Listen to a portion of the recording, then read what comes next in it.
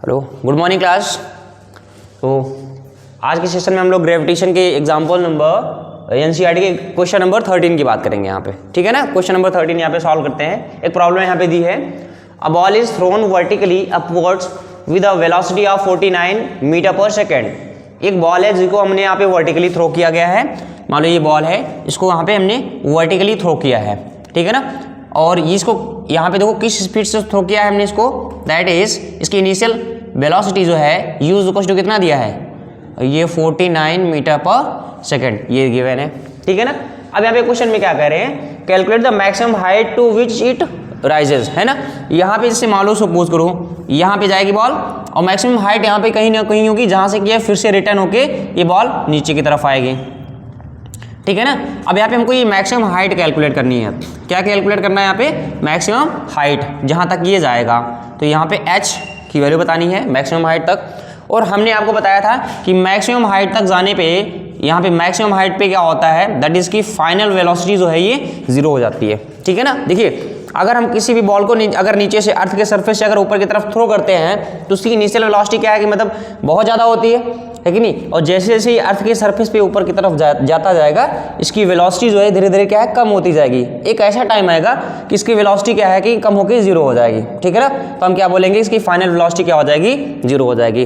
तो maximum point पे final velocity, maximum height पे फाइनल वेलोसिटी क्या होती है, 0 होती है, ठीक है ना। और फिर से वहाँ से क्या हो जाएगा, ये बॉल रिटर्न होके फिर से इनिशियल पॉइंट पे आ जाएगा, ठीक है ना। और फिर से जब ये अर्थ के सरफेस पे जब इसको टच करने वाला होगा ना, इस समय इसकी वेलोसिटी जो है ये क्या हो जाएगी, मैक्सिमम हो जाएगी। इतनी सी बात समझ में आएगी नहीं, ठीक है। अभी अपने को फाइंड क्या करना है यहाँ पे, the maximum height to which it rises, ठीक है ना। हाइट हमको बतानी है। और यहाँ पे सेकंड पार्ट में और क्या बताना है, the total time it takes to return to the surface of the earth. हमने यहाँ से इसको बॉल को फेंका है। अब मान लो क्या मतलब ये नीचे से ऊपर जाने में t1 टाइम लगेगा और फिर ऊपर से नीचे आने में क्या है, t2 टाइम लगेगा। तो हमको यहाँ पे टोटल टाइम बताना है, it takes to return to the surface of the earth, okay. तो हमको यहाँ पे सपोज और हमने ले लिया, मान लो ये t1 टाइम पे ऊपर जा रहा है और फिर नीचे आने में इसको कितना टाइम लग रहा है, दैट इज t2 टाइम लग रहा है। Is that clear, okay.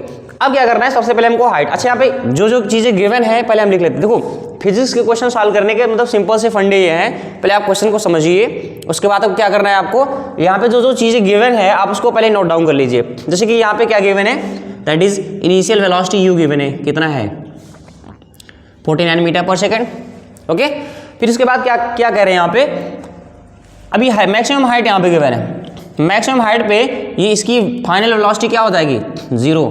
तो v इक्वल टू क्या हो जाएगी, 0 मीटर पर सेकेंड, है ना। क्या हो जाएगा, 0 मीटर पर सेकेंड, ओके।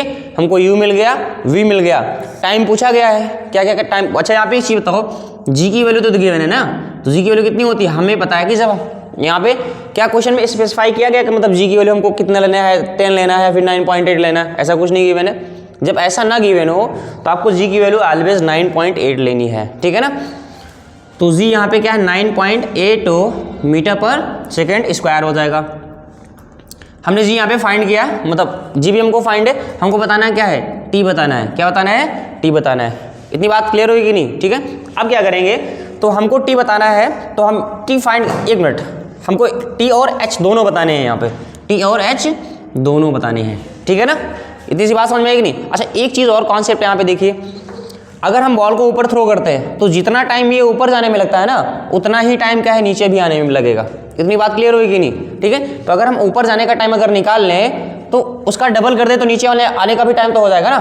तो जितने मान लो यहाँ पे ये 5 सेकंड में ऊपर जा रहा है तो 5 ही सेकंड में क्या करेगा, नीचे भी आएगा, है ना। टोटल टाइम यहाँ पे 5 + 5 10 आ जाएगा यहाँ पे, ठीक है ना। तो सबसे पहले यहाँ पे क्या करते हैं, एक काम करते हैं, हमको u दिया है, v दिया है, g दिया है, पहले हम यहाँ पे ऊपर जाने का टाइम निकाल लेते हैं। या फिर क्या हम हाइट, हमको हाइट निकालनी है तो अब हाइट निकालते हैं। हमारे पास इक्वेशंस 3 गिवन है ना। पहला इक्वेशन क्या है, 3 इक्वेशंस है हमारे पास। पहला क्या होता है, v equals to u plus क्या होता है, अच्छा एक जगह पे हमने इक्वेशंस ऑफ मोशन पढ़ रखे हैं ना, equations of motion, Newton's law of motion में मोशन चैप्टर हमने पढ़ रखा था। तो वहाँ पे ये चीज़ देखा था कि v equals to u plus 80 था वहाँ पे। अब क्योंकि एक्सेलरेट हो रहा था मतलब, लेकिन अभी यहाँ पे क्या हम बॉडी को ऊपर की तरफ फेंक रहे हैं, तो यहाँ पे क्या अभी एक्सेलरेशन की जगह पे ग्रेविटेशन काम आएगा, है ना। तो अभी ग्रेविटेशन यहाँ पे आएगा, तो ग्रेविटेशन वजह से क्या यहाँ पे ग्रेविटी आएगी, तो यहाँ पे हम एक जगह पे क्या रखेंगे, g रखेंगे, ठीक है ना। तो यहाँ अब देखो जहाँ पे h यहाँ पे यस था ना, S is equal to U T plus half E T square, तो यहाँ पे क्या हो जाएगा h हो जाएगा, S is equal to U T plus क्या हो जाएगा half G T square. And last था V square is equal to you square plus 2gh। इतनी बात क्लियर हुई कि नहीं यहाँ पे? ठीक है, अभी अपने को देखो यहाँ पे क्या गिवन है, दैट इज v गिवन है, u गिवन है, हमको h फाइंड करनी है। पहले क्वेश्चन में फाइंड क्या करना है, h फाइंड करना है, ठीक है ना।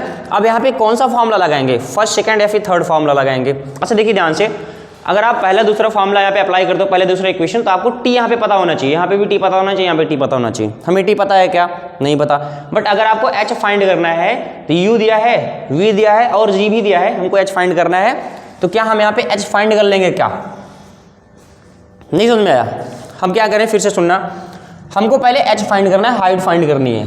अब अगर हम यहाँ पे देखेंगे तो यहाँ पे वैसे भी h है नहीं, यहाँ अगर देखेंगे h दो इक्वेशन में है, सेकंड इक्वेशन में, थर्ड इक्वेशन में। सेकंड इक्वेशन हम यहाँ पे क्यों अप्लाई नहीं करेंगे, क्योंकि सेकंड इक्वेशन को यूज करने के लिए हमको t पता होना चाहिए, टाइम पता होना चाहिए, और टाइम भी हमको यहाँ पे फाइंड करना है, ठीक है ना। इसका मतलब अगर हम थर्ड इक्वेशन का यूज करेंगे तो हमको v भी पता है, u भी पता है और g भी पता है, हमको h फाइंड करना है, तो हम यहाँ से h फाइंड कर लेंगे। Is that clear?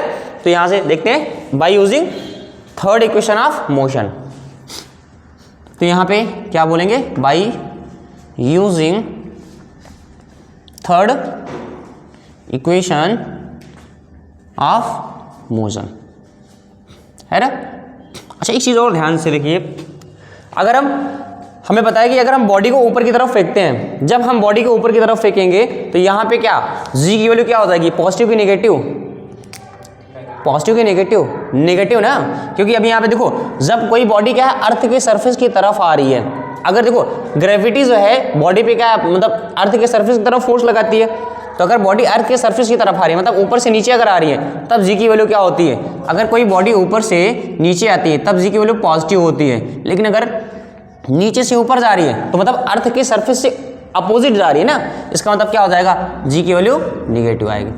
इतनी बात समझ में है ना, जब कोई बॉडी अर्थ के सरफेस की तरफ आती है तो यहाँ पे जी की वैल्यू पॉजिटिव आती है, जब अर्थ के ऊपर जाती है मतलब अर्थ के सरफेस से अपोजिट, मतलब ऊपर की तरफ जब बॉडी जाती है, इसका मतलब जी की वैल्यू क्या होती है, निगेटिव। तो जहाँ जहाँ पे फॉर्मूले में प्लस जी है वहाँ पे माइनस जी करेंगे। तो by using third equation of motion, तो यहाँ पे क्या हो जाएगा, v square equals to you square minus 2gh, है ना।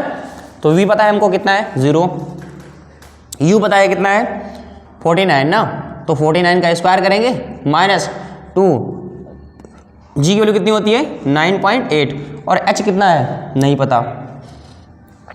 अभी देखो यहाँ पे 0 इज इक्वल टू 49 स्क्वायर।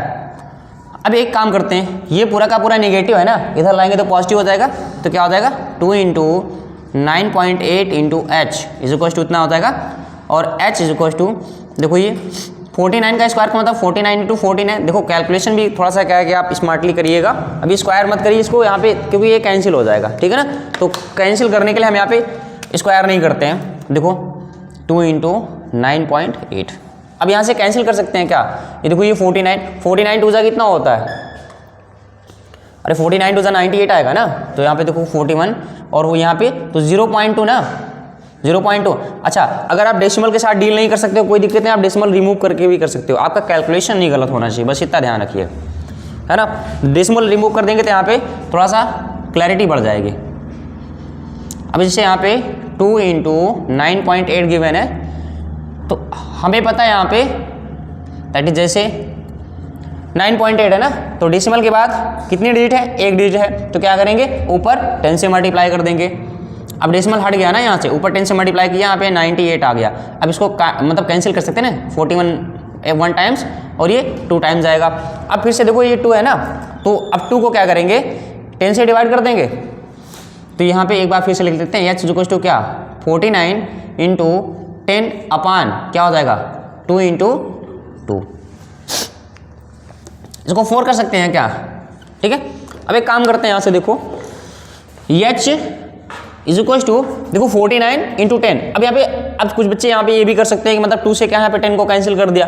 देखो हम कोशिश ये करते हैं ना कि 10 यहाँ पे बना रहे, अगर ये 10 बना रहेगा तो इससे क्या होगा, अगर इसका हम यहाँ पे डिवीजन करेंगे तो डेसिमल आएगा ना, तो 10 से क्या होता है, डेसिमल को शिफ्टिंग करने में क्या आसानी होती है कि नहीं।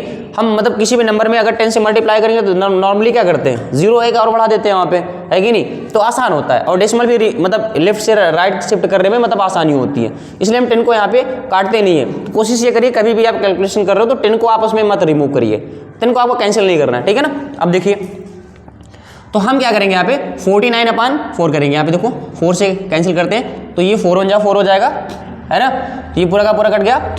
अब कितनी बार जाएगा, 2 बार जाएगा, है ना। अब यहाँ पे 2 बार गया तो कितना हो गया 8, डेसिमल लगाएंगे 1 बचेगा यहाँ पे ना, 4 2 8, 1 बचा था 0 बन गया।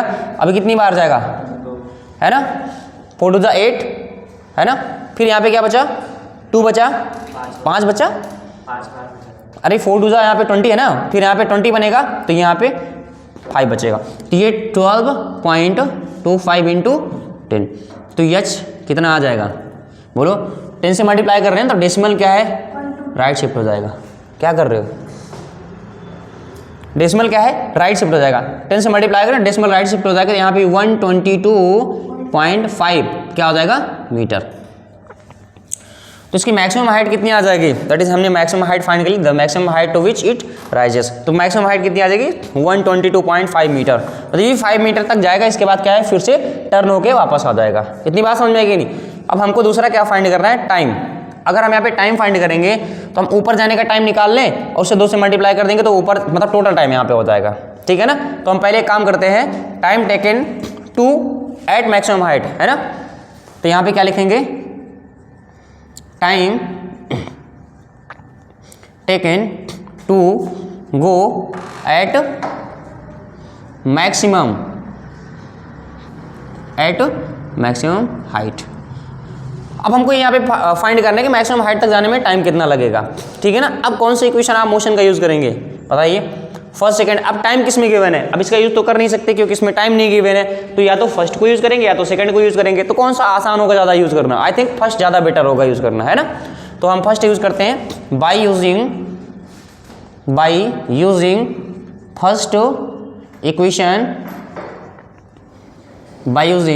फर्स्ट इक्वेशन ऑफ मोशन, है ना। तो हम यहाँ पे अगर first equation of motion use करेंगे तो क्या हो जाएगा, that is v is equal to u. अच्छा एक चीज़ देखिए, अभी भी हम बॉडी को ऊपर फेंक रहे हैं ना, ऊपर जाने मैक्सिमम हाइट तक जाने में यहाँ पे टाइम पूछ रहे हैं, तो अभी भी क्या है निगेटिव आएगा जी की वैल्यू, इसलिए यहाँ पे क्या करेंगे नेगेटिव लगा लेंगे माइनस GT। अच्छा v कितना है 0 है, u कितना गिवन है 49 माइनस g की वैल्यू कितनी होती है 9.8 और टाइम t गिवन है, ये इधर आएगा तो 9.8 t is equal to 49, t is equal to कितना हो जाएगा 49/9.8, है ना। तो यहाँ से क्या करेंगे डेसिमल रिमूव करेंगे, तो डेसिमल रिमूव करेंगे तो क्या हो जाएगा, ऊपर 10 से मल्टीप्लाई हो जाएगा, अभी यहाँ पे 98 आ गया, ठीक है। कैंसिल करते हैं, 2 टाइम जाएगा, फिर 2 से कैंसिल करेंगे 5 आएगा, तो ये 5 सेकंड आ गया। कितना आ गया 5 सेकंड। टोटल टाइम कितना हो गया यहाँ पे, मतलब टोटल टाइम नहीं, अभी ऊपर जाने में कितना टाइम लगा 5 सेकंड, अभी नीचे आने में भी तो क्या 5 सेकंड का टाइम लगे ना। तो टोटल टाइम क्वेश्चन क्या पूछा है, find the total time it takes to return to the surface of the earth. तो टोटल टाइम